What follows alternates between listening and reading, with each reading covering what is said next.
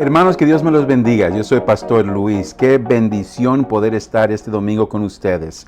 Hermanos, esta es la segunda semana donde nuestra iglesia está cambiando edificios y en el proceso necesitamos tiempo para preparar la tecnología para compartir este servicio en vivo. Y por eso esta mañana estás recibiendo una grabación del mensaje de domingo. Pero qué bendición poder compartir la palabra con Dios, con ustedes. Espero que siga siendo de grande bendición. Pues hermanos, antes de entrar al sermón de esta mañana, le voy a pedir que por favor acompáñame en tomar un momento para pedirle al Señor que nos bendiga mientras escudriñamos su palabra. Vamos a orar con ojos cerrados. Señor mi Dios, gracias te doy por su grande bendición de la palabra. Pedimos que su Espíritu Santo en estos momentos nos den iluminación, entendimiento sobre qué es su palabra, qué es lo que usted desea que tus siervos reconozcan y que pongan en práctica. Gracias, Señor, por ser bueno, por siempre decirnos la verdad. Podemos confiar en su palabra. Ahora, Señor, guíenos por medio de esta palabra, en el nombre de Jesucristo. Amén. Pues hermanos, gracias por acompañarnos en esta mañana. Voy a pedir que por favor abren sus Biblias al libro de Hebreos capítulo 9. Hebreos capítulo 9. Vamos a leer versículos 11 hasta 14. Y hermanos, en esta mañana quiero hablar sobre un tema que es muy profundo, es la conciencia. Pero antes de entrar y hablar de esto y ver el texto, abre tu Biblia al libro de Hebreos. Hermanos, no sabemos, no reconocemos quién es el verdadero autor del libro Hebreos. Hay muchas opiniones, cada pastor tiene su opinión, pero sigue siendo la palabra de Dios, aunque no tenemos esa seguridad. Y hermanos, quiero imaginarme que la persona que escribió este libro, el libro de Hebreos, tenía un profundo entendimiento del templo, del sacerdocio, de lo que son los sacrificios de los judíos. Porque cuando él empieza a escribir, puedo imaginar que está pensando en todo eso.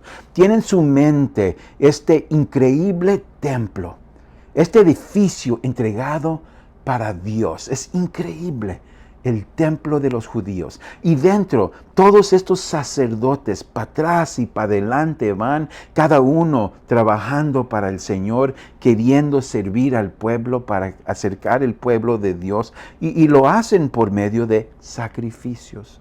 Cada día se puede ver el humo, se puede oler la carne que se está quemando, el proceso de sacrificios. Y el autor tiene en su mente la fila de gente que están llegando día tras día, semana tras semana, mes tras mes, año tras año, con más y más sacrificios. Tanta sangre está derramado. ¿Por qué? ¿Por qué son tan fieles todos? ¿Por qué son tan determinados seguir trayendo sacrificios a los sacerdotes en el templo? Porque entienden que son pobres pecadores y que están bajo la ira y el coraje de Dios, y que la única manera de no morir, de no sentir el juicio de Dios en ese momento, es que haga un sustituto, un sacrificio de sangre. Y por eso día tras día, semana tras semana, traen tantos sacrificios para evitar la ira de Dios. Hermanos, ese es un miedo real para los judíos. Pero lo que vamos a ver, hermanos, es que el autor reconoce otra cosa, y eso es de cuál va a hablar.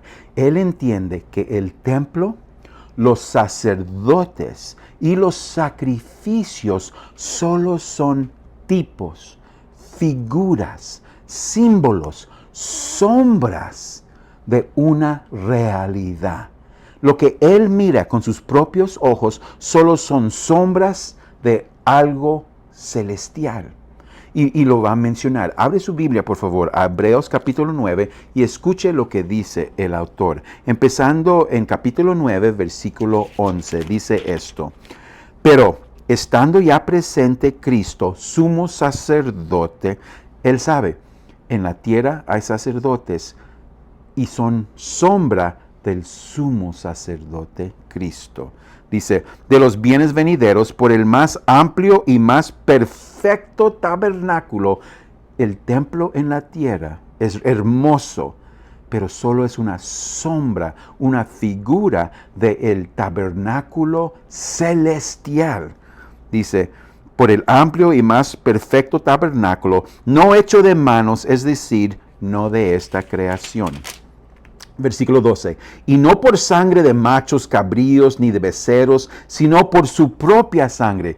Los sacrificios son sombra, figura del sacrificio de Jesucristo, el verdadero y real sacrificio. Dice, de su propia sangre entró no día tras día, pero una vez para siempre, en el lugar santísimo, ese es en el tabernáculo, habiendo obtenido eterno redención. Porque la sangre de los toros y de los machos cabríos y las cenizas del becerro, rociadas a los inmundos, santifican para la purificación de la carne. ¿Cuándo más? Y hermanos, aquí está el enfoque de nuestro sermón hoy. ¿Cuánto más mejor la sangre de Cristo, el cual mediante el Espíritu Eterno se ofreció a sí mismo sin mancha a Dios, limpiará vuestras conciencias de obras muertas para que sirváis al Dios vivo? De eso estamos hablando ahora. Tiene que ver con este entendimiento que Jesucristo es mejor. Jesucristo, el sacrificio de Jesucristo, el tabernáculo de Jesucristo, todo lo celestial es mejor de las sombras aquí en la tierra. Hermanos, Jesucristo es mejor que las hojas que Adán y Eva trataron de cubrirse. Jesucristo es mejor que las religiones de los hombres aquí en la tierra. Jesucristo es mejor que todos los sacrificios que podemos dar aquí en la tierra. Amén. Y dice, cuando buscas a Jesucristo, puedes limpiar tu conciencia.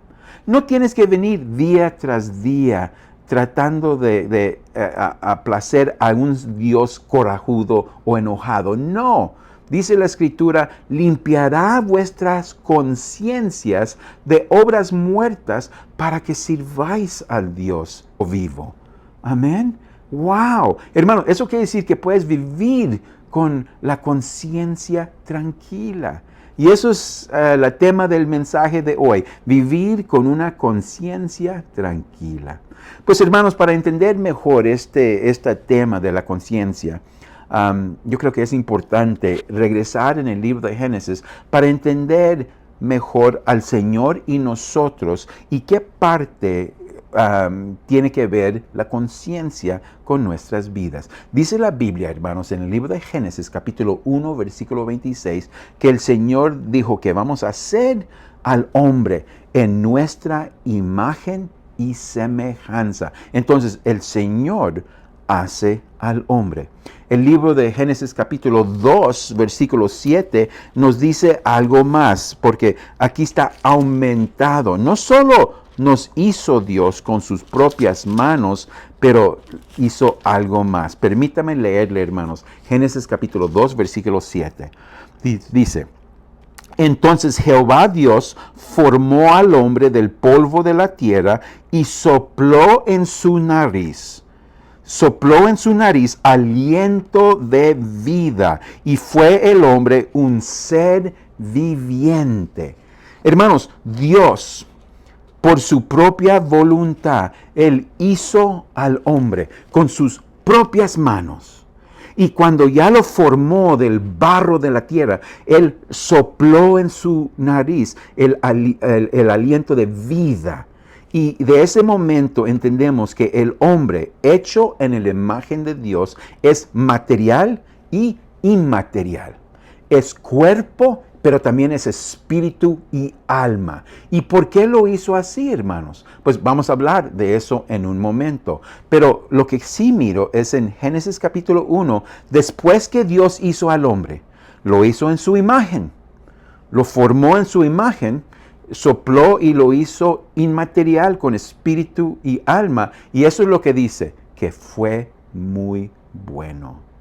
Todo lo que Dios vio era bueno. Un buen Dios, un Dios bueno, hizo un universo bueno, hizo un hombre bueno y todo fue bueno. Hermanos, yo creo que una buena pregunta a preguntar es, ¿qué quiere decir eso?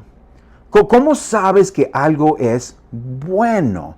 Pues hermanos, algo es bueno cuando tiene la capacidad de cumplir el razón por cual fue hecho.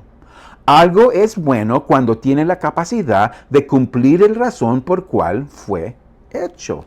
Amén. Un auto es bueno cuando funciona, cuando puede cumplir el razón por cual fue hecho, ¿verdad?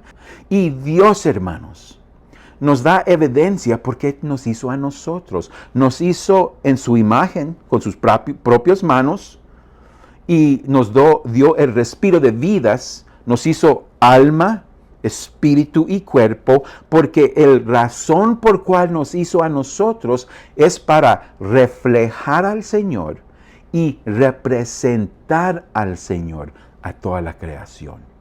Eso es lo que Dios quería. Cuando Dios te hizo a ti, te hizo en su imagen, semejanza, con un alma, con un espíritu, porque es todo lo que se requiere para que puedas cumplir el razón por cual te hizo, y eso es reflejar al Señor en tu vida, representar a Dios ante la creación. Y Dios dijo, eres bueno, por medio de Adán. Pero hermanos, no se quedó así. Porque sabemos, si sigues leyendo en Génesis, que Satanás entra al huerto. Y hermanos, Satanás no es bueno. ¿Estamos de acuerdo? Satanás es malo, es malvado, es perverso. Hermanos, Satanás es un mentiroso. Dice la Biblia en el Evangelio de Juan, capítulo 8, versículo 44, que es el padre de mentirosos, el padre de mentiras. Y hermanos, un buen Dios que siempre dice la verdad, hizo el huerto, hizo a Adán y Eva, y todo fue bueno. Pero luego un serpiente malvado, perverso, entra y engaña a la creación de Dios, el buen hombre, y con sus mentiras engaña. ¿Y qué fue la semilla de engaño? Escuchen, hermanos. El serpiente Satanás le dijo a Eva y Adán, el Señor no es bueno. El Señor no dice la verdad. ¿Me escuchaste, hermanos? Ese malo serpiente mentiroso dice que Dios no es bueno y que Dios echa mentiras. Y hermanos, lo peor de todo esto es que esa semilla de duda, de falta de fe, fue sembrado en el corazón y mente de Adán y Eva y brotó. Y brotó. Todos vemos, hermanos, ese momento cuando Adán y Eva comieron del fruto prohibido, ¿verdad? Pero hermanos, eso no fue el inicio del pecado, fue parte del pecado. Porque el pecado no fue cuando tomó y comió, no, empezó en su corazón. No fue el exterior, fue en el interior, en la mente y corazón de Adán y Eva. Ahí nació el pecado, cuando tenían duda de Dios, cuando ya no creían que Dios es bueno y que Dios dice la verdad. Hermanos, en ese momento, Adán y Eva pecaron contra Dios. ¿Por qué? Porque dicen, si Dios no es bueno y Dios no dice la verdad, entonces ya no vamos a cumplir su voluntad. Ya no le vamos a poner atención. Vamos a hacer nuestra propia voluntad, igual como el serpiente. Vamos a estar bajo nuestra propia ley. Ya no vamos a estar bajo la ley de Dios. Vamos a hacer lo que queremos, cuando queremos, cómo queremos, porque nadie nos manda a nosotros. ¿Y dónde nació esta perversión? En la mente y el corazón del hombre, cuando creyeron las mentiras del diablo. Hermanos, hay evidencia de esto.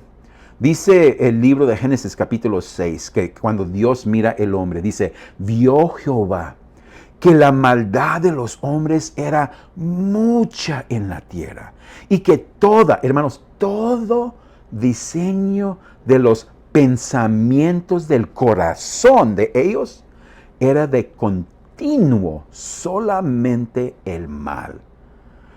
Hermanos, siempre la mente y el corazón del hombre están en el mal, continuamente. Dice Jeremías capítulo 17, versículo 9, dice que engañoso es el corazón más que todas las cosas y perverso. ¿Quién la conocerá? Hermanos, escúchame, el pecado no es exterior, no está afuera. El pecado está dentro del hombre, en la mente y corazón del hombre. Amén. Y el desconexión con Dios es dentro uno. Por eso tenemos una naturaleza pecaminosa. Hermanos, esa es la razón por qué las hojas de Adán y Eva fueron insuficientes. No eran adecuados para tratar con su pecado. El problema era adentro. Y por eso, hermanos, la religión de los hombres tampoco es suficiente. Reglas externas, lo que haces afuera, cómo tienes tu pelo, cómo te vistes, si tienes tatuajes, si bailas, todo lo exterior, hermanos. Puedes transformar todo eso en tu vida y no tocar el raíz del pecado. Porque el raíz del pecado, hermanos, está adentro. Amén. Pues hermanos, cuando el hombre pecó contra Dios, hubo un desconecto. Y eso quiere decir, hermanos, que el hombre desconectado de su Creador ya no tiene lo bueno de Dios, la verdad de Dios. Ahora todo lo que él mira está distorsionado. Todo lo que mira está pervertido. No entiende y no conoce lo bueno. Pero hermanos, Dios es tan bueno, porque Dios es eterno y Dios es omnisciente y Dios supo que esto iba a pasar. Él planeó por el momento y Él sembró algo. ¿Se acuerda que le dije? Dios te hizo con sus propias manos en su imagen. ¿Cuándo Dios hizo eso? Cuando Dios formó al hombre Adán con sus propias manos, puso algo dentro de él. Porque acuérdense, hermanos, dije que nos hizo en la imagen de Dios. Y dije, hermanos, que la imagen de Dios nos permite reflejar y representar a Dios, ¿verdad? Pues ¿cómo lo hace? Porque hay aspectos a la imagen de Dios. Hay atributos, hay características, me gusta la palabra aspectos de la imagen de Dios, que aunque estamos desconectados de Dios, todavía podemos a cierta medida reflejar y representar a Dios y por medio de estos aspectos reconectar con Él. Pues hermanos, tienes varios de estos. Por ejemplo, usted tiene conciencia de sí mismo. Te acuerdas del pasado, ¿verdad? Entiendes tu lugar en el presente y puedes ver hacia el futuro. Tú entiendes tu personalidad, tienes conocimiento de ti mismo, tienes voluntad. Puedes hacer decisiones, buenos, malos, pero tienes esa capacidad de decidir. Y tienes dentro de ti, hermanos, a cierto nivel, amor.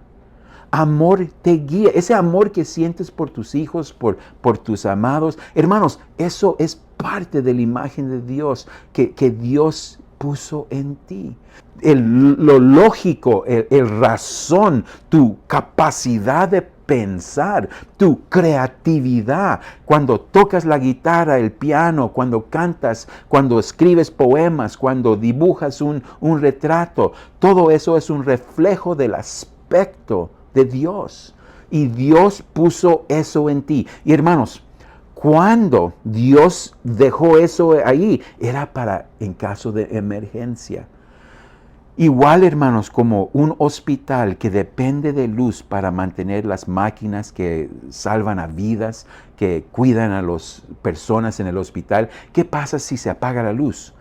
El hospital ya tiene planes y puso generadores que se aprenden en ese momento para que sigue el corriente de poder. En la misma manera, hermanos, cuando Dios te hizo a ti, puso un generador, se llama la capacidad de conciencia. La capacidad de conciencia lo puso en ti, y cuando hubo ese desconecto con Él, se aprendió, se inició ese generador, la capacidad de conciencia, para que no estés totalmente sin lo bueno y la verdad. Y esa capacidad, hermanos, se llama la capacidad de conciencia. La palabra en griego, en el idioma original, viene de una palabra que tiene dos raíces. Sun, eido. Sun es conocer. Eido es con. Conocer con. Cuando miro la palabra en latín, conciencia es con sabiduría. Y hermanos, cuando miro esta palabra, es muy interesante, porque lo que significa esta palabra es saber con. Saber con. Ok, voy a explicarlo, pero déjame tomarlo en pasos. Paso número 1. Dios te ha dado la capacidad de tu conciencia. Es un buen regalo de un buen Dios, porque Dios te ama. No te iba a abandonar cuando desconectamos. Un buen Dios te dio un buen regalo, la capacidad de conciencia, porque Él supo que lo ibas a necesitar. Amén. Fue un acto en caso de emergencia. La segunda cosa que te voy a decir, hermanos, es que está dentro de ti, no fuera de ti. Amén. Está dentro de ti y funciona, ¿estás listo? Independiente de ti. Aunque está en ti, trabaja independiente de ti. Han visto, hermanos, esa ilustración. Mucha gente mira la conciencia como, dicen, aquí está una persona y en un brazo tiene un angelito y en este brazo tiene un demonio y los dos están hablando. Esa persona quiere comunicar que son voces fuera de uno que te están tratando de influir. Y hacen eso, lo describen de esa manera, hermanos, porque la capacidad de conciencia, aunque está en ti, está aparte de ti y te habla como si fuera otra persona. No puedes controlar tu conciencia, hermanos. Está independiente de ti. Y funciona, hermanos, en tres diferentes maneras. La capacidad de conciencia funciona para revelar qué es lo bueno y qué es lo malo. Acuérdate, estás desconectado de Dios, el bueno, y desconectado con Él, no vas a entender qué es bueno ni malo. Por eso, hermanos, hay tanta gente en el mundo que definen lo que es bueno como malo.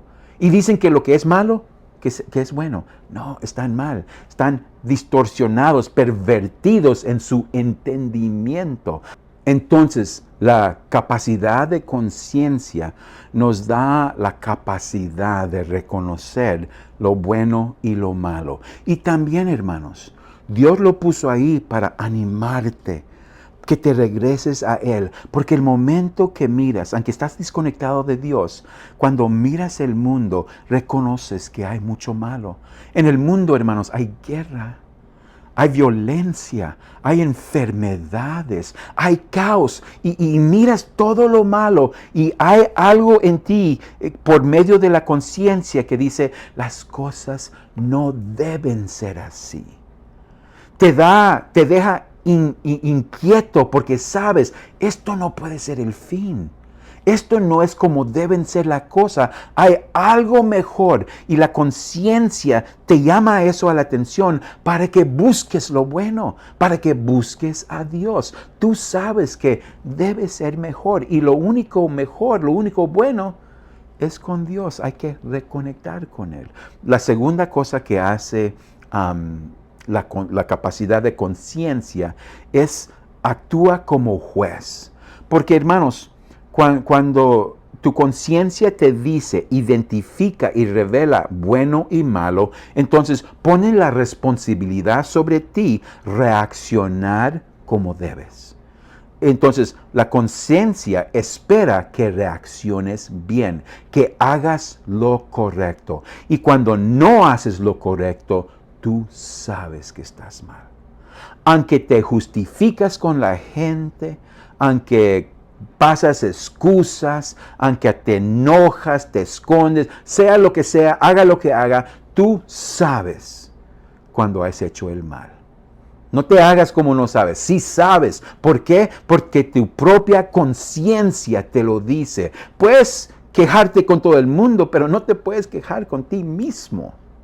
Porque tu propia conciencia te dice, esto es mal. Y hermanos, no creas que nomás lo vas a callar. No, no solo revela lo bueno y lo malo. No solo te juzga en cómo reaccionas, pero si no reaccionas bien, entonces la capacidad de conciencia tiene una función ejecutiva que te hace sentir consecuencia. Por ejemplo, cuando sabes que debes hacer lo correcto, porque sabes lo que es lo bueno, lo correcto, y no lo haces. Cuando vas en contra de tu conciencia, entonces ese juez, la conciencia, te deja sentir vergüenza, culpa, ansiedad, depresión, miedo. Te causa un conflicto interior, no te deja dormir, no te deja tener paz, estás intranquilo. ¿Por qué? Porque violaste tu propia conciencia. Hermanos, ese es el regalo bueno que Dios nos ha dado. Nos dio una conciencia para que, aunque estamos desconectados de Dios, reconozcas lo bueno, que hagas lo bueno. Y si no haces lo bueno, te vas a sentir algo malo para que lo busques, para que te sane. Amén. Hay tres diferentes maneras que el hombre reacciona a la conciencia. La primera manera de que va a responder es que trata de confundir el asunto. Es como tirar tierra en el aire. Quiere cambiar el sentido de palabras. Por ejemplo, tu conciencia te dice, no seas tan corajudo, ¿por qué andas gritando? ¿Por qué te portas de esa manera? ¿Por qué estás regañando al mundo? Y tú dices, no, conciencia, no estoy enojado, soy apasionado, tengo mucha pasión.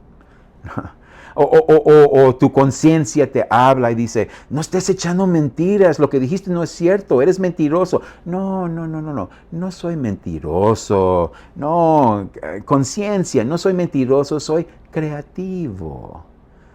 Miras cómo estamos cambiando las palabras. No. Hermanos, somos muy creativos cuando llega a eso. Y tratamos de hablar con mentiras, como si podemos confundir a nuestra conciencia. Pero mira lo que dice la Biblia, hermanos, en Tito, capítulo 1, versículo 15 y 16. Déjame leerle lo que dice. Dice, todas las cosas son puras para los puros, mas para los corrompidos y incrédulos nada le es puro, pues hasta su mente y su conciencia están corrompidos.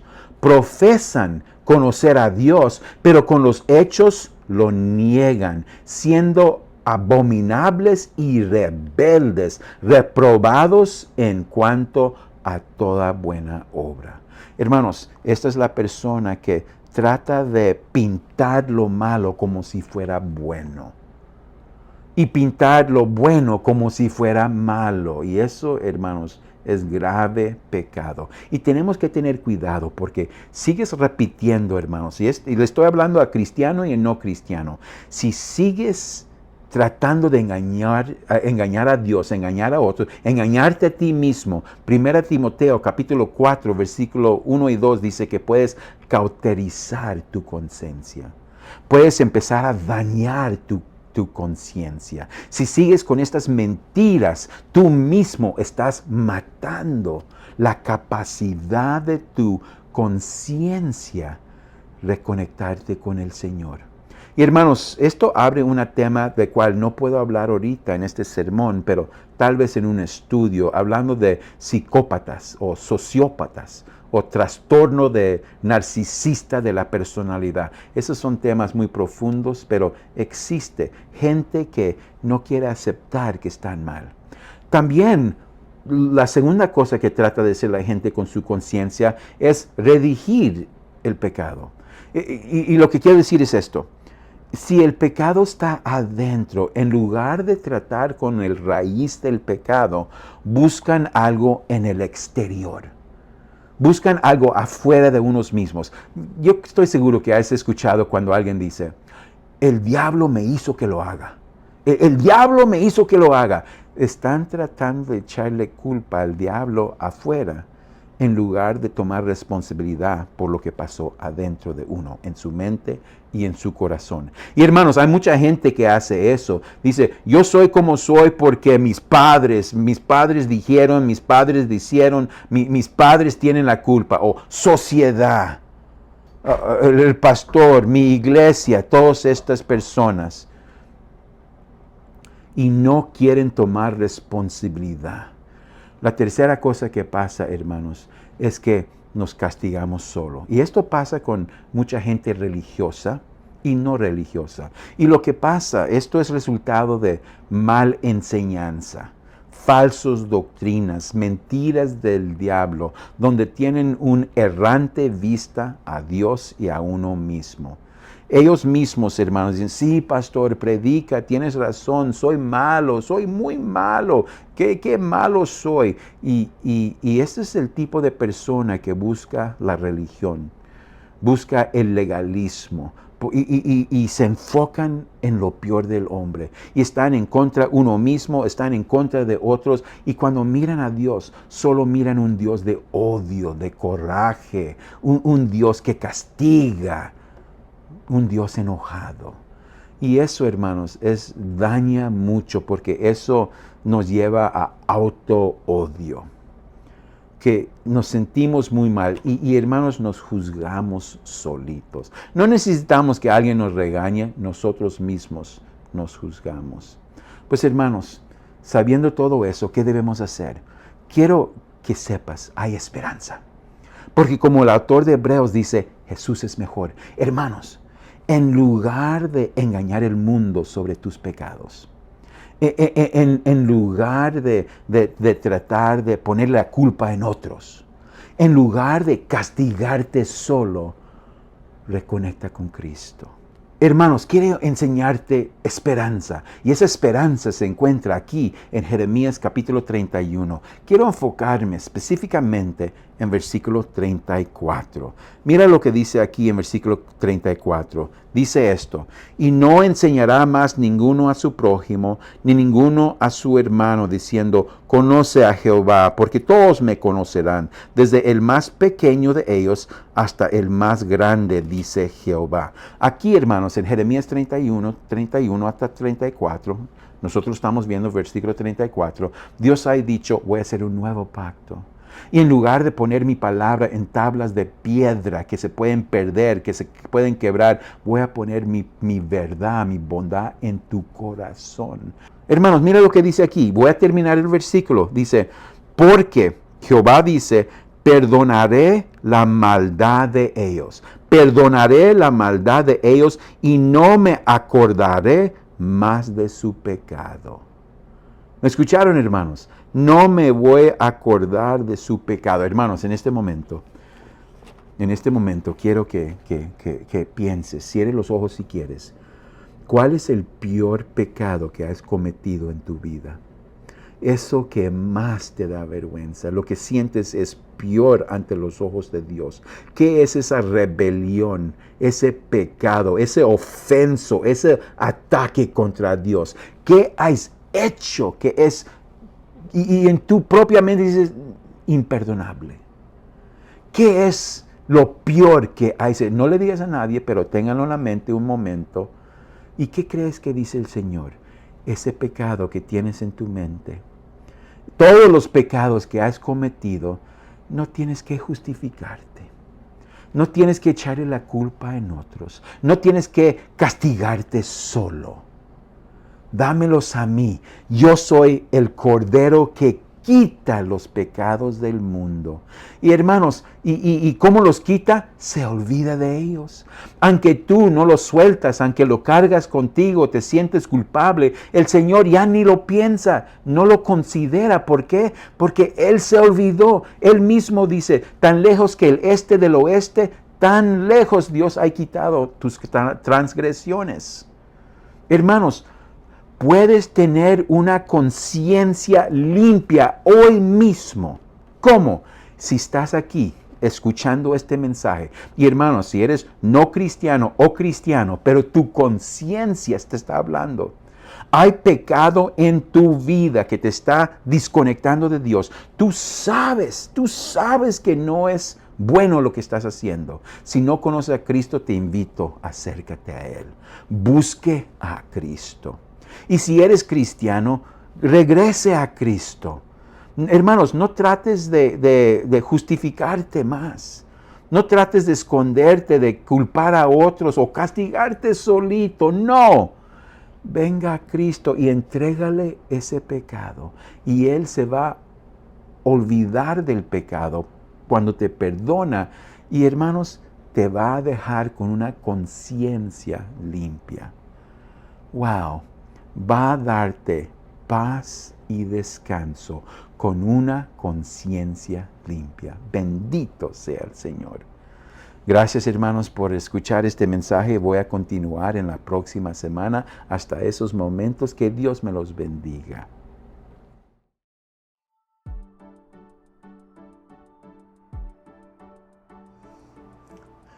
Hello, church family. School is now in session, which means NLCC programming is in full swing. We got Tuesday night Bible studies with Pastor Luis. We got Wednesday night children's ministry going on now. We have a new 4th and 5th grade class that we are doing. We have student ministry starting back up. We have English Bible study with Pastor Brian and Spanish Bible study with Pastor Luis going on Wednesdays. You can get more information either from our social media, our website, and even in the back lobby if you are in person. Plenty of information there. We also got our camps coming up, which we got to get those numbers in. So we got our men's camp coming up and our women's camp coming up, and we'd like to have some solid numbers by the end of August. So head back there, find some information, sign up, and we would love to have you. Now, we also know that all these programs is a great way to invite people to church.